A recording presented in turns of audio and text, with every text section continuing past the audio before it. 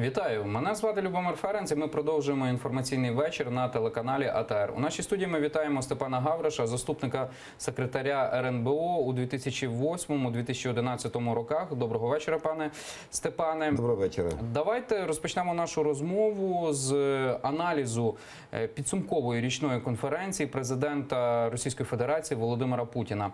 Він зробив кілька заяв, зокрема, він сказав про особливий статус для Донбасу і також, що українська влада має вести переговори із представниками так званих ЛНР і ДНР. Ситуація фактично зайшла в глухий кут. Так? У відносинах між Україною і Росією Росія висуває ті вимоги, які Україна не може прийняти і не хоче їх прийняти. Ви погоджуєтесь, так? Ситуація в так званому клінчі. Частково так.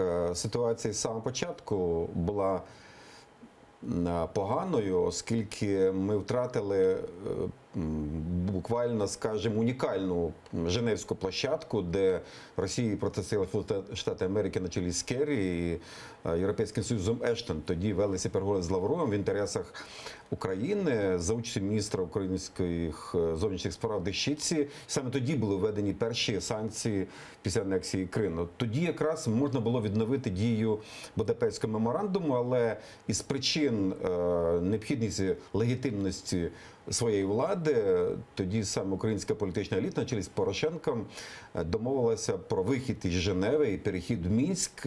І посол Зурабов приїхав на інаугурацію до Петра Порошенка.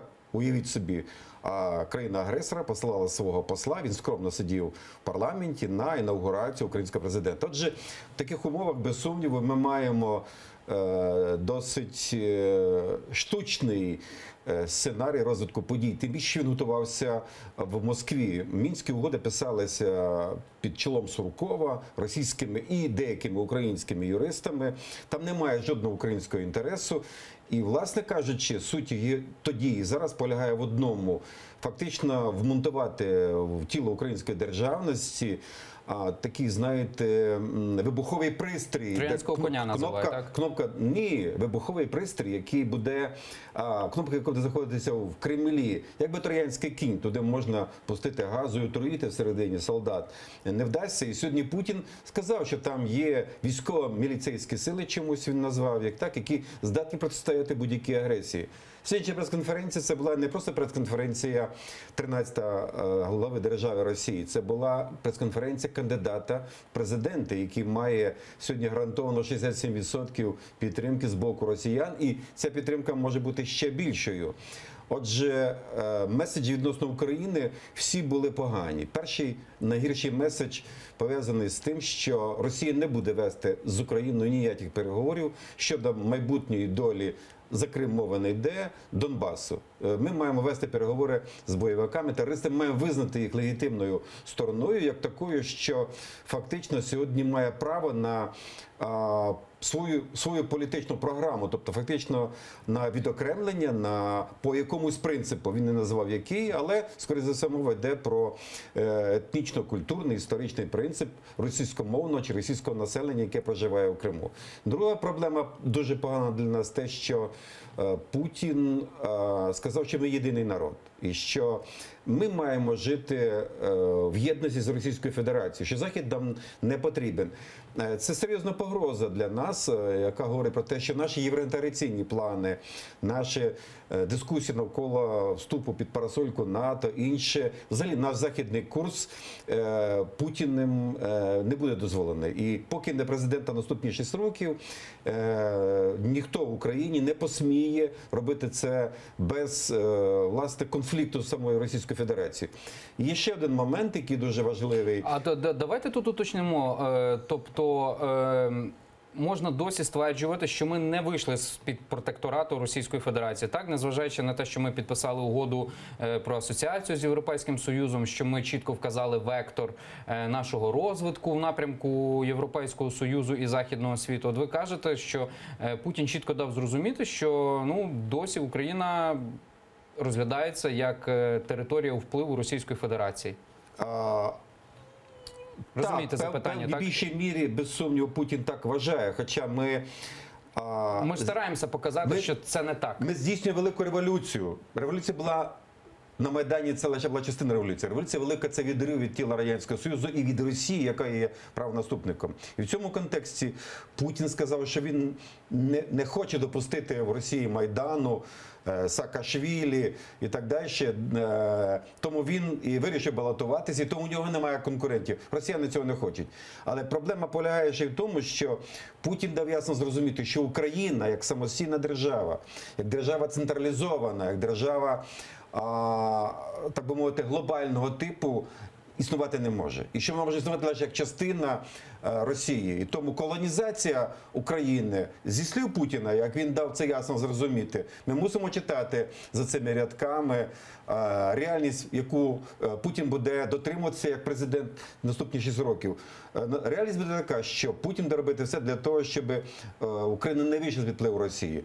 Подивіться на дві речі, які є фактично на цей період часу. Більш частина спільних документів, які між Україною і Росією, включаючи великий договір 97-го року, навіть договір про спільний кордон і так далі, це приблизно біля 300 з чимось документів. Вони не денонсовані Україною. Ми їх не скасували, не відмовились від них. І друга проблема – торгівля з Росією зростає. І ми продовжуємо знаходитися на голці, ресурсній голці з боку Росії. Добре, з газом ми там ще можемо закупити після зустрічі з польським президентом скраплений газ американський у поляків. Але нам цього точно не стане. Але ж ми купуємо реверсний так званий газ. Але ж ми знову це російський газ купуємо, просто ми платимо за нього дорожче. Але ми ядерне паливо не можемо купувати американці Westinghouse, оскільки ми маємо ядерні реактори. Всі 15 ядерних реакторів Україні це російські, і ми не можемо їх замінити. Наприклад, росіяни хочуть збудувати атомну станцію в Єгипті вартістю 30 мільярдів доларів. Хто такі гроші Україні може сьогодні вкласти в державу, яка є абсолютно нестабільною, крихкою з точки зору управління державними процесами? Тому я вважаю, сьогоднішня прес-конференція певною мірою була знакова. І питання українського журналіста Цимбалюка, між іншим, досить резонансне. Я думаю, що може і було дозволено, але він молодець, він досить різко прокоментував ситуацію, пов'язану з тим, що ми знаходимося в районі Башкірії. Він сказав, що ми скоріше ближче до Бурятії, мається на увазі, що буряти воюють на Донбасі. Путін не роздратувався, він не виставив журналіста, він дав чіткі і ясні меседжі, оскільки він чекав цього питання. Зрозуміло, це не було проукраїнський виступ. І його позиція щодо того, що Саакашвілі, наприклад, Україні є плювком обличчя українців, ще раз показує, що це пряме втручання в українське внутрішнє життя, українську політику, причому на тлі мовчання українського МЗС і відсутності коментарів з приводу його висловлювань щодо прес-конференції. Мало того, Путін сказав, що нормандський формат зайшов в тупик, він вже не працює. Про це сказав не лише Володимир Путін, але сьогодні представник української сторони в підгрупі з безпеки тристоронньої контактної групи в Мінську Євген Марчук. Сьогодні був круглий стіл, і він також заявив, що мінський процес зайшов у глухий кут. Я про це кажу 3 роки, безперервно. Але тепер все голосніше це озвучується. Так, але мова йде про те, що добре, Путін сказав, що цей процес зайшов в тупик, і він пропонує інший формат. Прямі переговори Києва з Донбасом, з лідерами Донбасу, тобто з терористами. А що пропонує Євген Марчук? Він нічого не пропонує. Отже, нам треба думати, як виходити з цієї ситуації. Перше, чи ми можемо вийти з ситуації в умовах, які склалися, і того прямого і закритого переговорного процесу, який існує. Друге, чи може бути відновлена дія Будапештського меморандуму, статті 2 і інших, які гарантують Україну, ну, скажімо, безпеку, да? І недоторканність, територіальну цілісність і так далі. І третє, чи ми можемо сьогодні змінити логіку відносно до Росії, звинуватити її в агресії, використовуючи для цього Міжнародний кримінальний суд, чого ми не робимо. Ми подали 2 позови, один стосується раси дискримінації в Криму, і другий стосується фінансування терористичних організацій, яких ми не визначили законом. Ви про Міжнародний трибунал говорите, так? Ми говоримо про Міжнародний кримінальний суд Організації Об'єднаних Націй. А в Гаазі трибунал не створений.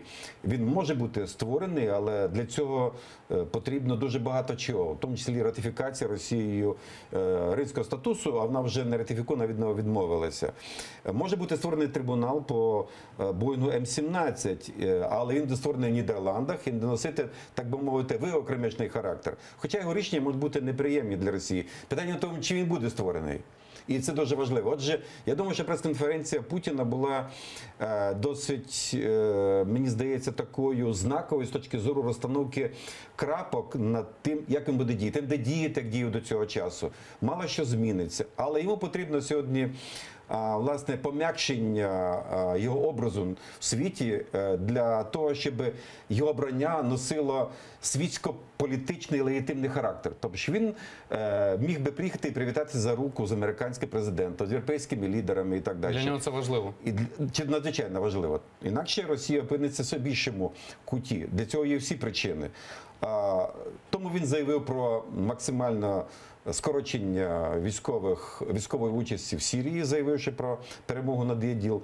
І йому хотілося б сьогодні закінчити з військовою напруженістю на Сході, яка використовується сьогодні Заходом, перш за все Конгресом США, великою кількістю невдоволених представників, особливо країн НАТО, щодо агресії практично на кордонах з Європою, невдоволених тим, що Росія почала розгортати ракети, крилаті ракети середні, так би мовити, середньої дальності від 500 км до 5000 км, так?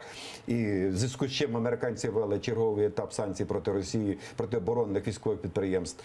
Причому Путін сказав, що ми не будемо приймати участь в гонці озброєнь, типу, так, привівши смішний анекдот там про годинники Кортек, так, розказав, що не зрозуміло чому. Але він пояснив, що ми будемо тратити на цей 2,8% державного бюджету. Це приблизно 50 мільярдів доларів.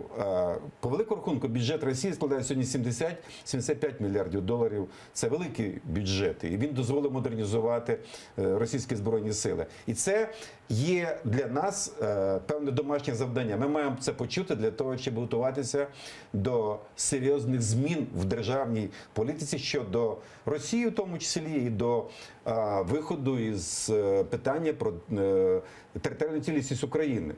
Треба також нагадати, що питання Криму взагалі не стояло на сьогоднішній прес-конференції. Коли ви говорите про територіальну цілісність України, ви маєте на увазі Донбас і Крим? Чи я щось маю більше? на увазі Донбас і Крим, без сумніву. І я думаю, що потрібно вести відкриту дискусію, як нам діяти з точки зору Криму. Ну, наприклад, моя точка зору полягала, я про це говорю багато разів. На великий жаль, ця тема не розгортається в дискусії. Я не розумію, чому, наприклад, український президент, український парламент до цього часу не визнав кримсько-татарський народ корінним народом Криму, не вніс змін до Конституції і не створив кримсько-татарську автономію у Криму. Це дозволило б кримсько-татарському народу мати представництво в Раді Об'єднаних Націй, тобто діяти по методу палестинської автономії, да? І таким чином відвоювати свої позиції. І це є, пробачте мені, це гібридна відповідь на анексію Криму. З іншого боку, очевидно, що потрібно говорити про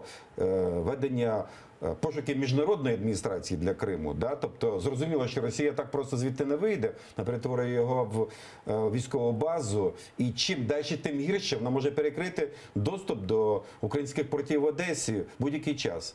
З іншого боку, що стосується Донбасу, то я погоджуюсь з американськими аналітиками, які кажуть, що якщо за українською дипломатією не буде стояти воєнна сила, потужна воєнна сила, система стримувань військова, ми не доб'ємося жодного успіху. І це означає, що нам потрібно думати про дискусію щодо нового рівня модернізації українських збройних сил, які сидять вже 4 роки в окопах і не можуть фактично вести активні бойові дії, використовуючи нову тактику. Чи вона можлива? Без сумніву. Можна говорити? Також без сумніву. Тому, коли Марчук говорить про те, що ми зайшли в глухий кут, то я хочу запитатися, хіба це не було ясно рік тому і 2 роки назад тому? Хіба ми добилися якогось успіху?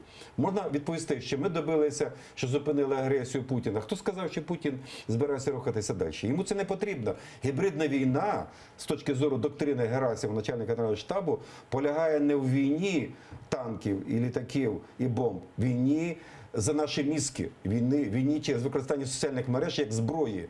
І мені здається, що в цьому плані це така повзуча колонізація через інформаційно-кіберсистеми, які будуть впливати на українців, які будуть демонтувати політичну внутрішню стабільність, демонтувати злагодженість громадянського суспільства. Головне, зроблять неможливим приходу до влади державницьких патріотичних еліт.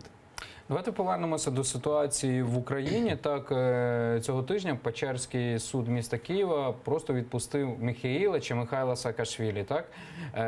Його викликали на допит наступного тижня у справі, яка полягає у тому, що нібито младий олігарх Сергій Курченко фінансував акції протесту Руху нових сил і інших людей, які були і об'єдналися і підтримали Міхеїла Саакашвілі. От для вас саме рішення Печерського суду було несподіванкою і рішення особисто судді Лариси Цокол?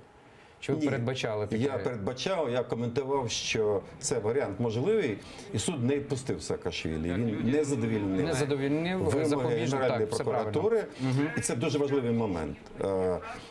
Переміг прямий ефір, пряма трансляція, і сам Михайло Саакашвілі, який блискуче виступив, і після цього у суді не залишалося будь-якої можливості для, власне, цілодобового домашнього арешту. Вона чудово розуміла, що за цим стоїть, власне, політично мотивовані інтереси, які вона не хотіла задовольняти, і діла абсолютно правильно. Вона уникла від будь-яких коментарів, вела достатньо відсторонений спосіб поведінки своєї, давала можливість їм Але висловитися. от дехто з журналістів, а також експертів, він говорив про те, що Лариса Цокол, вона могла мати за приклад, так, Родіона Кірєєва, так, який судив Юлію Тимошенко, і вона розуміла, що ситуація може в будь-який момент змінитися, і хто зна, яка доля би її чекала.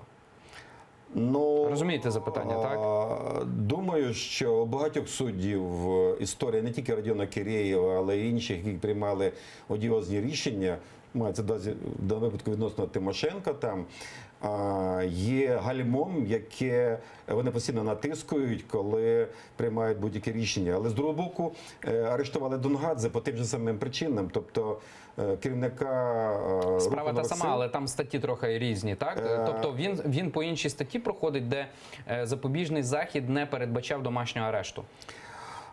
Я вам скажу, що при будь-яких обставинах це не має жодного значення, оскільки мова йшла про те, або буде запобіжний захід, або його не буде. Відносно Донгадзе використали, і суддя Але справа та сама. Для вас не здається, що це трохи дивно? Справа та сама, однак Донгадзе закритий в СІЗО на 60 днів, а Саакашвілі... Да, тому, що мені здається, що відносно Донгадзе суддя не тримав ногу на гальмі. І він виходив з того, що він мав зробити цю справу таким чином. Він зробив її. Тобто це політично мотивоване рішення, я так? думаю, що просто Генеральна прокуратура і інші правоохоронні органи тримають під контролем певну частину суддівського корпусу і впливають на її рішення. Що стосується Михайла Саакашвілі, моя версія, я уважно читав позицію Сергія Рахманінова, я думаю, теж в цьому напрямку, і сьогоднішня заява Путіна це підтверджує, Це журналіст видання «Дзеркало що тижня». Путін зацікавлений, Москва зацікавлена в арешті, дискредитації Саакашвілі. Однозначно, відносно інших будь-яких політичних діячів, державних діячів, Путін так не висловлювався ніколи. Відчувалася його не просто нелюбов, а неприйняття Саакашвілі як особистості і така мстливість в розмові. Тому я думаю, що можливо, затримання і арешт Саакашвілі був частиною договірних відносин між Києвом і Москвою. У Генеральної прокуратури трохи інше бачення цієї всієї ситуації, тому що прокурори вони просили домашнього арешту. Зважаючи на той факт, що російські спецслужби теоретично можуть ліквідувати Міхеїла Саакашвілі, і тому йому краще сидіти вдома, так? Щоб розхитати ситуацію, дестабілізувати Україну. Чому не арештували Вороненкова, Шеремета і інших для того, щоб під слідчому ізоляторі або вдома захистити їх? Їх вбили. І спецслужби у Вороненкова, і у інших там полковників контррозвідки була охорона і так далі, були навички захисту, але їх вбили. Якщо Путін хоче когось бити, то він це робить навіть у Лондоні, даючи талій Литвиненко. Тому я думаю, що для московських спецслужб, агентів, яких в Україні предостатньо, сплячих і активно діючих, завербованих, в тому числі і серед офіцерів українських, немає жодної перешкоди це зробити. Питання в іншому, що в вбивстві, в знищенні Саакашвілі ніхто не зацікавлений, тим більше зараз, оскільки очевидно, що будуть звинувачені не тільки в Києві керівництво, але й в Москві. Зараз ясно, що Саакашвілі, де знаходиться під повним захистом саме всіх систем, які тільки можливі, щоб з ним нічого не сталося, оскільки заява Володимира Володимировича Путіна покаже слід до його, так би мовити, гіпотетичних вбивць. Але, попри все, мені здається, що цей домашній арешт мав не тільки Саакашвілі вивести з політичного протесту. Він не є тим політичним лідером, який декларує якісь меседжі. Саакашвілі – це палець на спусковому гачку кризи. В Україні приблизно від 17... Це спусковий гачок, який діє сам по собі, чи ним хтось може управляти? Який діє сам по собі. Я поясню чому. В Україні приблизно від 17 до 31% громадян, які готові вийти сьогодні і вдатися до силових акцій на вулиці. Вони не мають свого лідера.